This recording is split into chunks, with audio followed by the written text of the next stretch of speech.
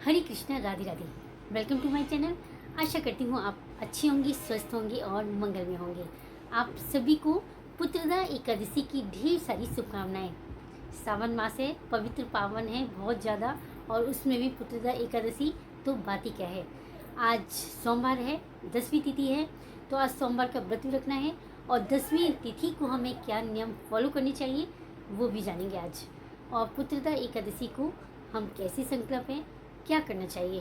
तो सबसे पहले जानते हैं 10वीं तिथि को हमें क्या करना चाहिए। देखो, 10वीं तिथि को प्याज, लहसुन ये तामसिक भोजन वर्जित माना जाता है, नहीं करना है। चावल भी नहीं खाने हैं और आपने भोजन एक समय करना है। वो भी आप अगर 2 समय करते हो तो कोई बात नहीं, लेकिन शाम का जो भोजन होता है वो 4-5 बजे आप खा लेंगे। यानी कि जो शाम को जोत बत्ती होती है उसके बाद आप भोजन नहीं करेंगी। आप दूध, चाय, फ्रूट ले सकते हैं। एकादशी की सुबह, पुत्रदा एकादशी की सुबह को सुबह उठकर अपनी नहाने के जल में गंगा जल मिलाकर स्नान करेंगे। काले तिल भी आप डाल सकते हैं। तो स्नान करना है। उसके बाद हल्की फुल्की सफाई करनी है, ज़्यादा अच्छे से सफाई नहीं करनी है घर में। और उसके बाद हमें सबसे पहले संकल्प लेना है। हाथ में तिल की जगह चावल की जगह तिल लेनी है, दक्षिणा और पुष्प, ये तीनों चीज़ लेकर हमें पुत्रदा एकादशी का व्रत का संकल्प लेना है। कहते हैं संकल्प लेने से ही हमारा व्रत पूर्ण माना जाता है। उसके बाद अपने घर का जो मंदिर है उसकी साफ़ सफाई करोगे। वो तो आप अच्छे से तो 10वीं तिथि को ही कर लेना, लेकिन हल्की फुल्की एकादशी वाले दिन करनी है। और अपने लड्डू गोपाल को श्री हरि, अगर विष्णु और लक्ष्मी जी की प्रतिमा है तो उनको, या अपने लड्डू गोपाल को, अगर आपके घर में भगवान विष्णु, माता लक्ष्मी जी की प्रतिमा है, उनको पंचामृत से स्नान कराएं। अगर नहीं है तो अपने लड्डू गोपाल को पंचामृत से स्नान कराएं। उन्हें पीले वस्त्र अर्पित करें, पीले वस्त्र उनको पहनाएं, पीले फूलों की माला अर्पित करें, तिलक लगाएं, पीला भोग लगाएं, पीली मिठाई का भोग लगाएं।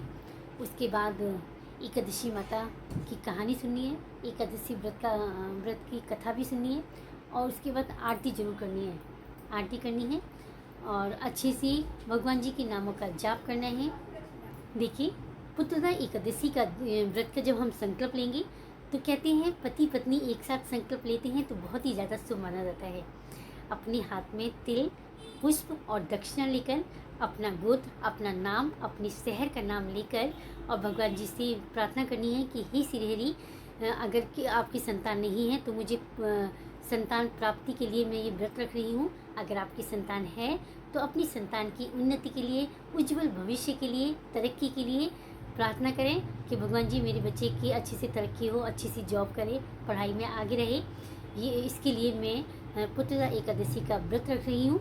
इस तरह से आपने व्रत का आरंभ करना है, शुरू करना है। उसके बाद तुलसी पूजन करके दीपदान करना चाहिए और सुबह आपको जल्दी उठना चाहिए, ब्रह्म मुहूर्त में उठना चाहिए, तभी हमारी पूजा अच्छे से संपूर्ण मानी जाती है और श्री हरि को सीधे से उनके चरणों में अर्पित होती है। इस दिन कहते शास्त्र में कहा गया है कि अपने शालिग्राम भगवान जी को और लड्डू गोपाल को पंचामृत से स्नान कराएं, उन्हें चंदन अर्पित करें, पीले वस्त्र अर्पित करें और इत्र अर्पित करें, मीठी मिठाई का भोग लगाएं। अपने लड्डू गोपाल को, शालिग्राम भगवान जी को, श्री हरि को तुलसी दल अर्पित अवश्य करें। उसके बाद जोत जलाकर आप इस दिन अखंड जोत भी जला सकते हैं। कहते हैं बहुत ज़्यादा शुभ होता है।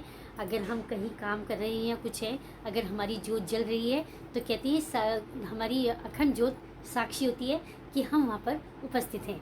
भगवान जी के नामों का जाप करते हुए आप अपना काम कर सकते हो, लेकिन अगर जोत जल रही है तो हम भगवान जी के आगे उपस्थित हैं। इसलिए हमें अखंड जोत जलाना बहुत ज़्यादा आवश्यक होता है और ना हो सके तो सुबह शाम तो हम जलाते ही हैं। पुत्रदा एकादशी के वाले दिन या आप कोई भी एकादशी का व्रत रखते हैं तो हमारे शास्त्रों में कहा गया है कि फलाहार, केवल फलाहार फल ही खाकर हमें व्रत रखना चाहिए। कुछ भक्त निर्जला व्रत भी रखते हैं। आप ये ना कर सको तो सात्विक, शुद्ध सात्विक फलाहार बनाएं, उसे ग्रहण करें।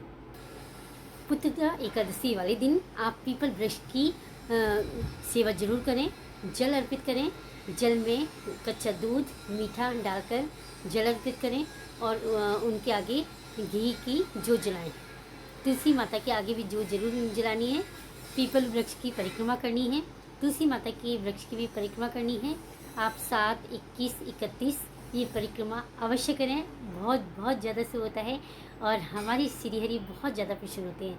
कहते हैं पीपल वृक्ष में श्री हरि ब्रह्मा विष्णु महेश तीनों का निवास होता है, तो आपको तीनों का आशीर्वाद मिलेगा। इसलिए आप परिक्रमा जरूर करें, घी की जोत जरूर जलाएं सुबह और शाम। तुलसी माता की भी परिक्रमा अवश्य करें।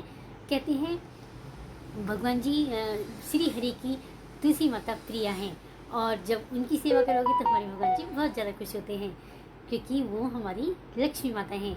इसलिए तुलसी माता की भी सेवा जरूर करनी है। और कहते हैं एकादशी का व्रत हमारी तुलसी माता भी रखती हैं, तो उनमें जल, उनके वृक्ष में जल अर्पित नहीं करना है, सिर्फ घी का दिया जलाना है और परिक्रमा करनी है। याद रखिएगा, सावन का महीना चल रहा है। इसी दिन अपनी हरि भगवान जी के साथ साथ भोले शंकर की पूजा भी अवश्य करें। शाम को भी उनके मंदिर में दिया जलाएं। सुबह तो सावन के महीने में सभी जाते हैं मंदिर, सावन के महीने में जाते हैं और कुछ लोग डेली भी जाते हैं, तो भोले शंकर जी का भी अभिषेक करें, दिया जलाएं, उनसे भी प्रार्थना करें और शाम को भी मंदिर में दिया अवश्य जलाएं। अपने घर में तुलसी माता के आगे दिया जलाएं, अपने दरवाजे पे दिया जलाएं, अपने दरवाजे पर स्वास्तिक जरूर बनाएं हल्दी से, ये बहुत ज़्यादा शुभ होता है। और इस दिन ज़्यादा से ज़्यादा अपने भगवान जी के मंत्रों का जाप करें।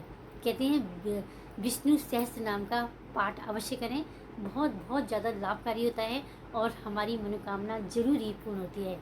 अपने बच्चों के लिए हम इतना तो कर ही सकते हैं, और ना कर सको तो कोई भी मंत्र जैसे ओम नमो भगवते वासुदेवाय नमः या ओम कृष्णाय वासुदेवाय हरे परमात्मने प्रणतः कलेशनाशाय गोविंदाय नमो नमः, इस मंत्र का भी आप जाप कर सकते हो। इस दिन किसी की चुगली ना करें, मन ना दुखाएं और बड़ों का आदर सम्मान करें और कम से कम बोलें, क्योंकि कम से कम बोलेंगे तो हम ज़्यादा से ज़्यादा अपने भगवान जी का सिमरन कर सकते हैं। अगर वीडियो अच्छी लगी हो तो लाइक करें, कमेंट करें, मीनूज़ लाइफ स्टाइल को सब्सक्राइब करें। ऐसी ही अच्छी अच्छी वीडियो देखने के लिए एक बार जयकारा लगा दीजिए। बोलो लक्ष्मी नारायण भगवान की जय, भोले शंकर पार्वती मैया कार्तिक संग गणेश जी की जय। एक बार फिर से आप सभी को पुत्रदा एकादशी की ढेर सारी शुभकामनाएं। आज चौथा सोमवार है और चौथे सोमवार की आपको बहुत बहुत ज़्यादा बधाई। तो इस वीडियो का मैं यही समापन करती हूँ। कल मिलते हैं एक नई वीडियो के साथ। हरे कृष्णा, राधे राधे।